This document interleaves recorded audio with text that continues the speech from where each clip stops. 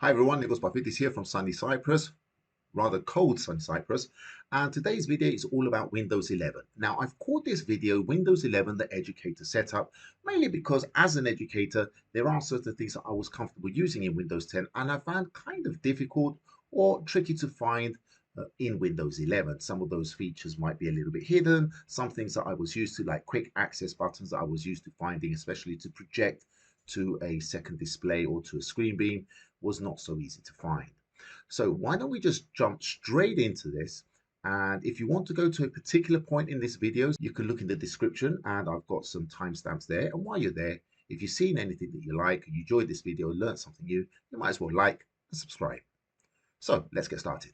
Okay, first off, let's find where the settings button is. So there's two quick ways of doing this. One is to right click on the Windows icon and choose settings. The other one is to click on any of the three icons on the bottom right corner, which is to do with your network, your Wi-Fi, your speakers, or your battery. So if you just normal click on any one of these, bottom right corner, we can see the settings cog here.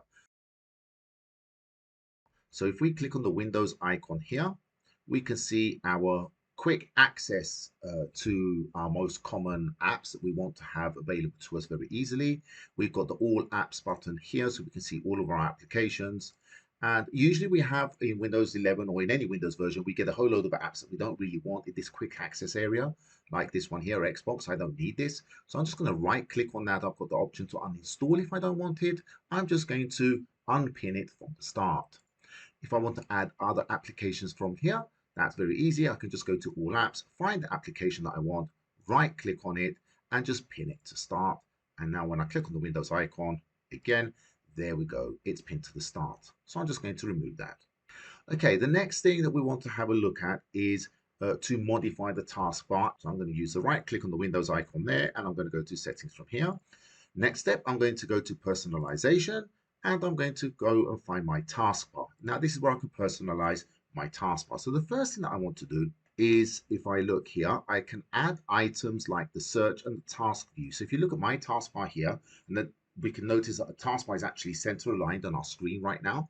I've got this search button, and this is a really nice little feature because I just click on this and I can search for both files, folders, applications, anything I like. If I don't want that available, I can remove that toggle switch and you can see it's gone. The other one is your task view. I personally like this because it shows me all of the windows which I've got open by clicking on it. So if I remove that, that's gone. You can see it's gone from the taskbar. Enable it again. And if I click on that, it actually shows me the different applications on my different monitors I've actually got open. Let's press escape. You can add other things there as well. The next thing that I'm going to look at is going to be here, your taskbar corner icons. Now, these are the icons or the items which are in the bottom right corner next to this arrow here, which shows you your other badges. So if we have a look at these, so it's actually got, we'll do the overflow and taskbar icons here. So let's say you want the touch keyboard. If I click on this here, you're going to see here next to my microphone and my OneDrive Cloud icon, I've got my touch keyboard now, and I can remove that as well from there. Now, if you've got a touch screen, you can also enable the pen menu. If you've got a graphics tablet, that will also appear automatically. In the task overflow, in the corner overflow, we can choose which applications actually open up in the corner overflow on the right hand side. So you can see I've put my OneDrive here and that's enabled. You can see my little OneDrive icon there. But if I remove this, my OneDrive icon vanishes. So it's up to you which items you want to appear in that corner overflow. I've also put my Windows update status. So if I do have a Windows update, that's going to appear. Okay, so the next thing that we want to have a look at is the behavior. So if we go down, we've got the taskbar behaviors here. Let me just collapse that. So the taskbar behaviors, I'm not too happy with the naming there, but doesn't matter. It actually made it a little bit hard to find how to move my taskbar to the left-hand side. I was actually used to clicking on my Windows icon on the left-hand side. So going to the center nice to the left was a bit difficult. So anyway, you can change that from here. So where it says center, you can actually very easily choose here and go to left. And there you go. Now, I know my video is actually in the way there. Let's just move that out the way from here. So if I move myself out of the way, you can see there you go. The taskbar is actually on the left. And I'll just put myself back. Show my taskbar on all displays. So if you've got multiple displays, you can actually use that. I always have that enabled. But the other one as well is select the far corner of the taskbar to show the desktop. Now, I like this feature. I like it enabled. This was a Windows 10 feature, and I think from Windows 7 as well. Yes, it was. So if you go to the very far right corner and just right to the right corner of your window, bottom right corner, just click. That's going to minimize everything like it's done now and essentially just show you your desktop. The next thing I want to have a look at is if we want to enable this area here, which shows us the recently added items. Well, again, we need to go to our settings. So let's just do that very quickly. Right click on my icon, settings. I'm going to go to personalization again, but this time I'm going to go to the start. And from start now, recently opened items. So I've got that to on. That actually shows me items files, which I've opened recently. So if I turn that off, you can see that file has now vanished. So folders, now this one was a hard one to find. So here you can choose which folders are actually appearing next to on the left hand side of the power button. So I've actually chosen these ones here. If I just remove one, so you can see I've got here I've got my documents. So if I remove documents and click on the Windows icon, you can see documents is now gone. So this is a really nice little feature. I'm just going to enable that. And there are some other things there as well that you can add if you're interested in those.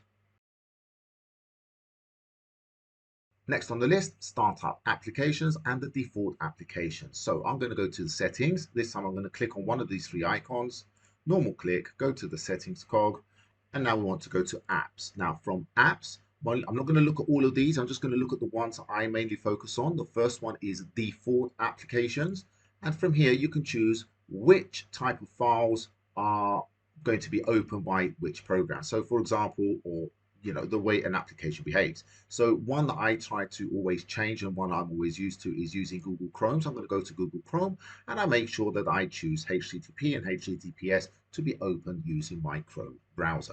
Now you can go through the applications and change what each application can actually manage and what it's a default for. But we're not going to go through all of these. Next one is going to be, and probably one of the more important one, your startup applications. So if we go again, we're in apps, we're going to go to startup.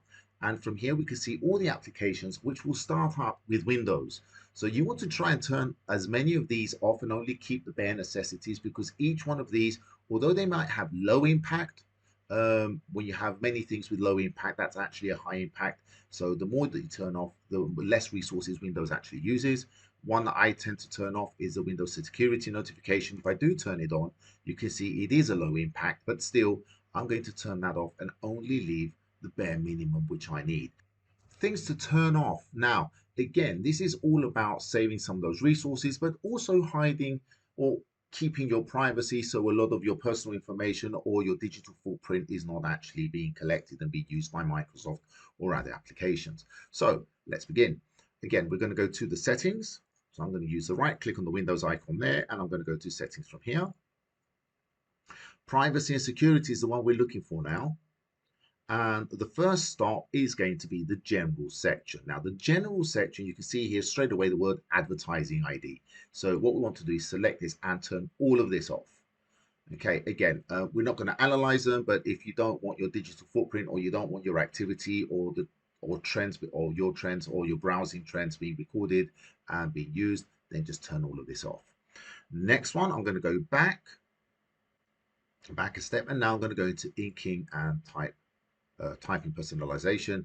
Again, I don't want a personal dictionary of my inking and my handwriting being recorded. Again, that takes up resources. It's not going to affect the way that your stylus works or anything like that. It's just trying to gather information about your handwriting style. And okay, if it's something that you find useful, by all means, but for me, it's off. Next one, I want to go to diagnostics and feedback. So from here, I'm going to see here where it says send optional diagnostic data. That's off. I don't want that on. That's going to stay off. And also I'm going to look at the feedback frequency here. That's going to be never. I don't want it sending any kind of feedback. So that you've got the options here, but I'm just going to put that to never. All right, the next one is going to be our activity history. So we're going to go back to privacy and security. And now we're going to go to activity history. Here we go. Now, again, all of these, I turn this off. I don't want my activity to be stored. I don't want it to be used or to be sent to Microsoft. So again, if any of these are ticked, you can remove those. Okay, our next one is going to be back to privacy and security. There we go there. And we're going to go to app permissions. So here's my subcategory, app permissions. So basically, this is all the permissions which applications have. So for example, which applications are allowed to use the location. So if we click on this, we can see all the apps here. Personally, for things like location, I turn this off. You can go into each one of these and turn them on if you want to choose particular programs. I have everything off, and I only turn them on when and if needed. And you can essentially, if I just go back on there, from here, you can go and see, which applications can use the microphone, notifications, so on and so forth. Okay, so you can scroll through these on your own. I tend to turn most of these off and just leave the bare minimum running. Display settings. This is probably one of the most important ones for me as an educator, whether I'm teaching remotely or in class using my device. So go to settings, and from here, we're going to go to system display. Now, if you've got multiple monitors set up like I have here, you can see I've got 4 monitors with my setup here. If you've only got one, you will only see the one monitor. And of course, this here where you've got the multiple displays, that's not really going to extend because you've only got the one monitor there. But if you do have more than one monitor, this is a really kind of an important section for you. So the first step is your configuration of your monitors. You can move these around just like you were doing before in Windows 10 and just snap them into place. And that shows how your mouse is able to go from one monitor to another. Just undo that. Okay.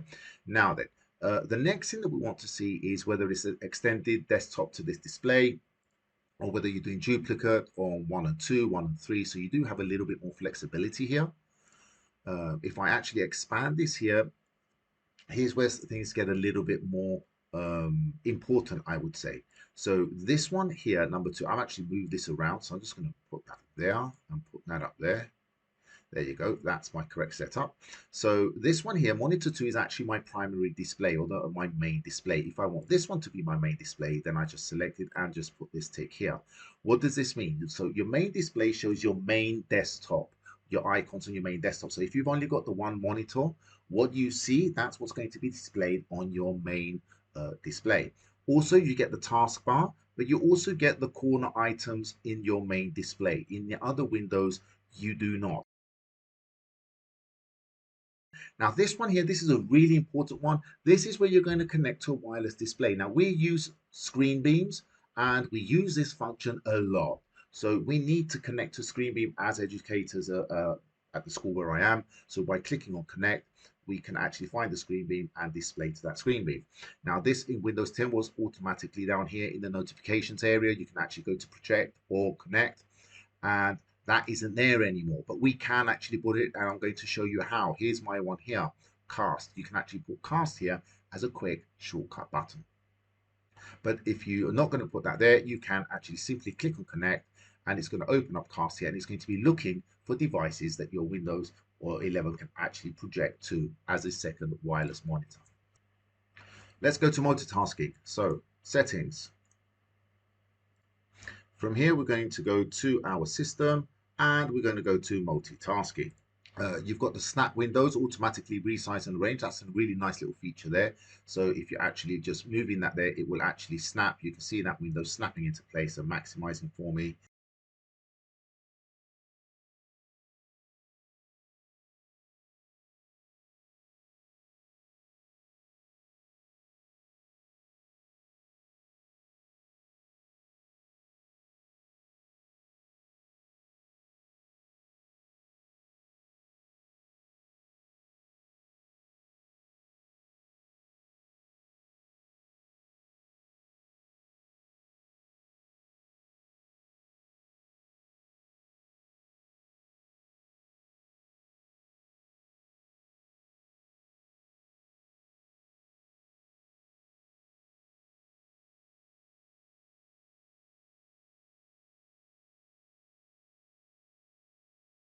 And you've also got the title bar shape, window shape. Now, Not many people knew about this feature, so I thought it'd be a good idea to demonstrate this.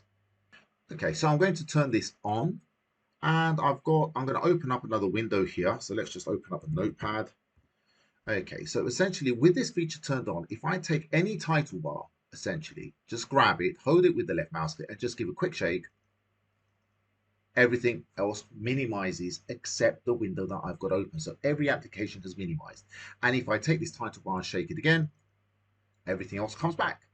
Okay, now one of the most important things for me as an educator is the display scale, the scaling of my display. So I'm going to go to System, and from here, I'm going to go to Display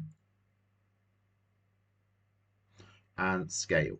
Now, I want you to have a notice here. So I'm going to have to stop this video a couple of times because to actually demonstrate exactly how the scaling of my displays work, it's going to have to sign me out and sign me back in again. So it's going to be kind of a tedious little process.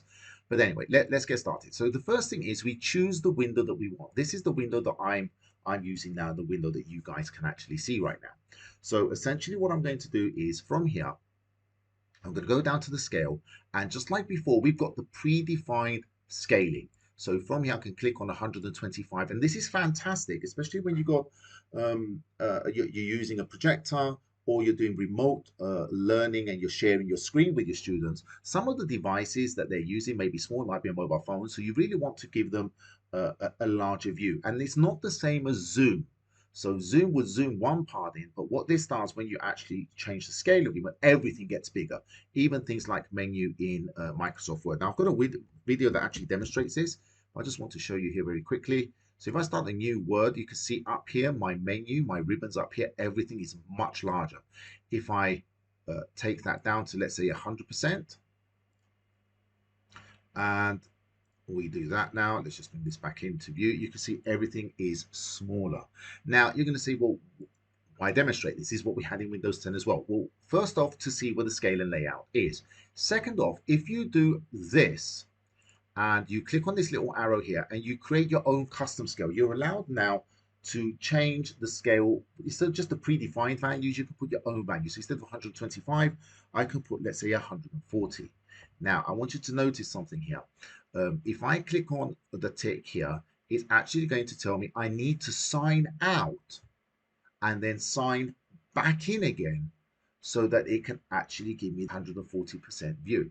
What does this mean? If I'm in a remote lesson, basically I have to come out of that meeting. It's going to sign me out. And then when I go back in, I'm going to start to have to join in again. And if I want to change that value again, as soon as you create a custom scaling, and I'm going to try and do this now for you guys. So if I do sign out now, it's going to sign me out. It's going to come back with 140% view on my display. But at the same time, when I go back to the display settings, I'm not going to get, so if we go to our scaling here, I'm not going to get, can you see here now? In fact, I don't even have to sign out. So if I do actually sign out, it will come back 140%. But can you see here now, it's got 100% recommended, but I don't have the drop down list box. I can't go and choose 125% now because I've already added a value for a custom scale, and it's not going to apply until I sign out. So if I don't want this, and I'm not able to find this, let's say you've clicked on this by accident, then the easiest way is turn off custom scaling and sign out. Now, essentially right now, I'm going to have to sign out because I've enabled custom scaling. So instead of doing that, I'm just going to click here, and I think it's going to sign me out now. So bye-bye for now.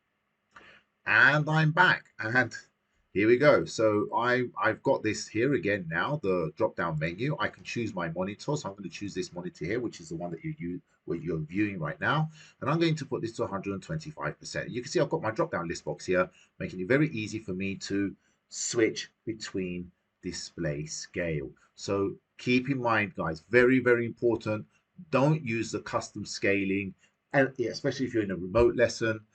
Especially if you're in class and you're teaching and you want to display something bigger, just use the predefined values because it will sign you out to apply those settings. And then if you want to go back, you need to sign out again so you can get back to this menu here.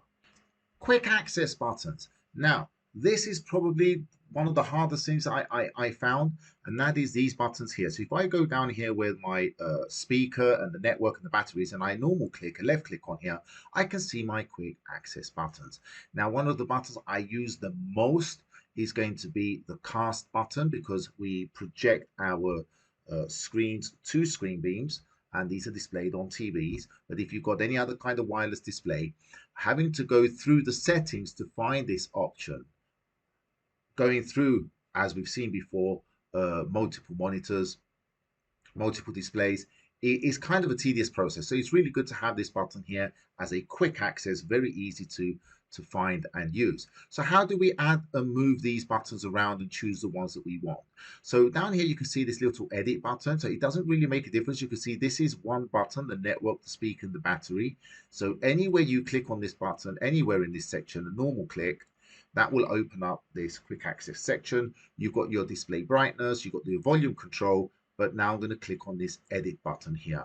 And here right now, you can choose to remove some of these quick access actions, and you can also add. When you click on add, you can choose other buttons to add. So if you were to remove one, for example, if I was to remove night light, I work a lot at night, so I do want quick access to my nightlight mode.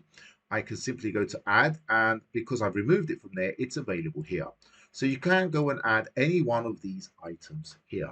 Would it be nice if we could add our own custom little features there as well? But this section here, the quick access actions, and this one here where you can add access to folders next to the power button, I think are two really nice little features to customize your Windows 11 experience. Next up, the context menu. So if I'm going to open up a file explorer here, so this is my OneDrive, I'm going to look at particularly OneDrive, because one of the other things that I found when using OneDrive was that if I just go to one of my files, one of the issues I found was sharing links to using OneDrive. So normally we just do that by simply right clicking, and we will see our OneDrive. And actually I've got it here, whereas you may find it here, you may not find it there. But if you do, that's fine. If you don't see it here, you've also got these quick access actions at the top in the context menu. So anything you click on, so if I was to click on a file, right click on this, then again, I've got these quick access actions down here, cut, copy, you've got share. Now, the share button will automatically open the OneDrive share action. You can see here, if I right click on this file, okay, it does actually give me the OneDrive now. Let's try one that hasn't synced. Let's try that one. So sometimes it might give it, sometimes it may not. But if it doesn't, then you could always go from here. So if you go to show more options, you can see the share button there. So that's a nice little tip for you there to find that. And actually, when you do actually right click on something, the show more options will show the classic context menu. And that obviously depends on whether something is synced or not, especially if it's in OneDrive. Okay, what else do we notice with the context menu? Well, apart from these fantastic little quick action buttons that you might find at the top or the bottom, the show more options we said will display the whole context menu. But have a look at this. Before, when we went to the show options menu, we would not see this option here, copy as path. Now, I use this a lot. To access this, you would have to hold the shift button while right clicking on the mouse. So this copy as path is a really fantastic little feature. Let me just show you what that does. If I was to select some files, like I've got these ones here, I'm going to select these 4 files. And now without holding the shift button down, I'm going to right click, show more options, and I can do copy as path. Now what that does, that actually copies the path. So if I was to open up Excel, you can open your Word or Notepad, but I use Excel, and I press paste now. So right click, paste. Look at that. It actually has copied the path of all of these 4 files. And if you're doing mail merging and you want to do mail merge and add personalized attachments, you're going to need that file path. So that's a nice little tip for you there. That wasn't available before. It was only available if you right clicked. And they've actually, it was a hidden feature.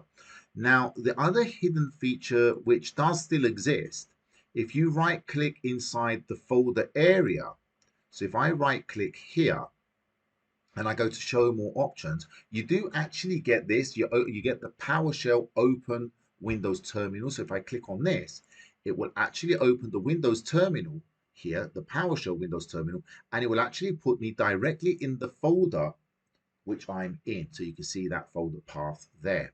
However, if I want to open up the PowerShell window, that's not there from the show more options. So that's actually hidden still. And to get that available, you do need to still hold the shift button down. While holding the shift button down, right click in the window area, not on the folder, go to show more options, and you can see now under the opening Windows terminal, you've got the open PowerShell window here. So there you go. That's a nice little tip for you there as well. Okay, that's it. Those are my tips and tricks, what to turn off, some things that you're going to use as educators, like using the projection. Let me just show you here. I've added, obviously, the cast. So if I click here, I've added cast here. You've also got the project button, which I've added, which is useful. I've added the Bluetooth button as well in this quick access actions here. You choose what you want, but I think this one here, if you're an educator, that's a fantastic one. Especially if you're connected to wireless displays. And the other really good one that we've seen today for educators is the scaling of the display. Just be a little bit careful if you're using custom displays. Again, if you've learned something new, make sure you click like, make sure you subscribe, and I'll see you again in the next video. Take care. Bye-bye.